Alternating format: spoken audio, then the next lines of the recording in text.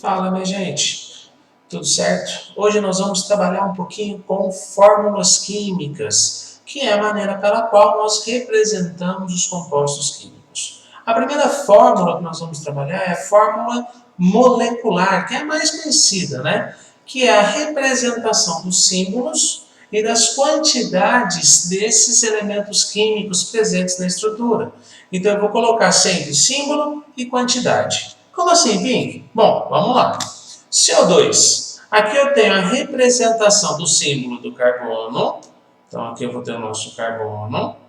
E do símbolo do oxigênio. Então eu tenho desenhado nessa representação esses elementos químicos. Bacana. Aqui embaixo eu tenho esse númerozinho 2. O que é esse número 2? Ele é o chamado de índice. É ele que indica a quantidade do elemento químico presente na estrutura.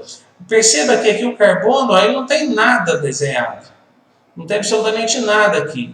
O que significa isso? Significa que temos um carbono só.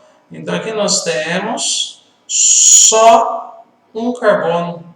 Então, gente, quando não tiver nada representado, significa que eu vou ter apenas um elemento químico presente nessa estrutura, ok? Então, bacaninha. Bom, esse índice, Bing, olha só, vai ser a quantidade desse elemento. Bom, para treinar isso, ó, eu pego um composto C6H12O6, uma representação da molécula de glicose. O que eu tenho aqui representado? O símbolo dos elementos, que são carbono, hidrogênio e oxigênio, e as quantidades de cada elemento presente na fórmula. Então, sempre vai ser símbolo, você vai olhar aqui para a sua tela, ó, vai ser o símbolo. Na sequência do símbolo, eu tenho a quantidade desse elemento. Então, vai ser símbolo, quantidade, símbolo, quantidade, símbolo, quantidade.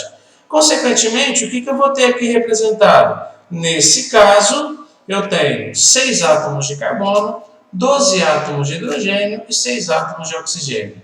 Tá? Essa é a representação mais corriqueira. Se porventura usarmos o termo mol, então se eu falar que eu tenho aqui 1 mol dessa glicose, se eu tiver 1 mol dessa glicose, significa que eu terei também 6 mols de carbono, eu vou ter aqui 12 mols de hidrogênio e também terei 6 mols de oxigênio.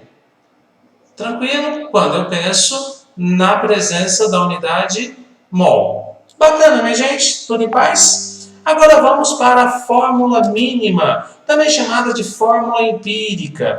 O que nós temos nessa fórmula mínima ou na fórmula empírica?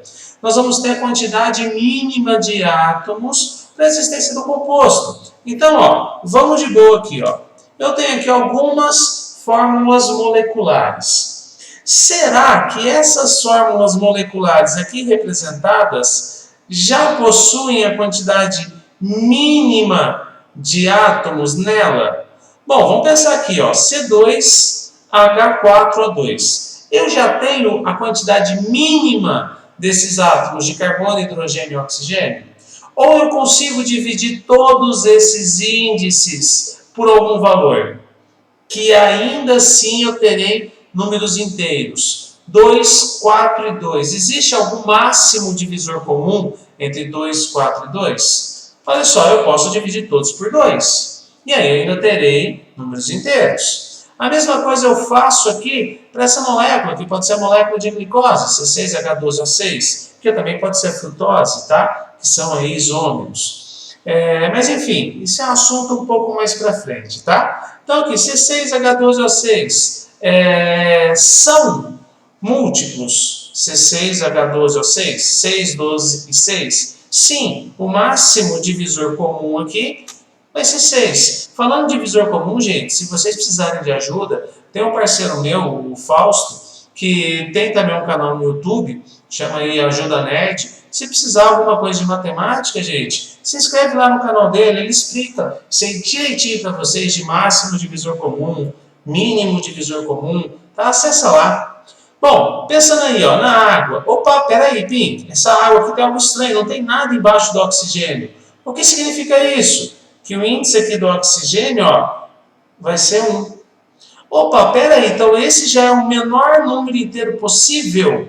Então significa que a molécula de água já tem os menores números inteiros. Então essa fórmula molecular já é uma fórmula mínima. Então eu não divido por nada, tá? Já tem os menores índices possíveis e inteiros. E agora esse garotinho aqui, ó, é 2 e 4. Então o máximo divisor comum para eu ter número inteiro vai ser 2. Então eu divido por 2. Mas, Pink, por que você está falando isso? Porque a nossa fórmula mínima vai ser sempre uma fórmula que vai ter a quantidade mínima de átomos inteiros. Então, olha só que bonitinho, ó. Está feito o jogo. Dividir todos esses caras por 2, deu CH2O.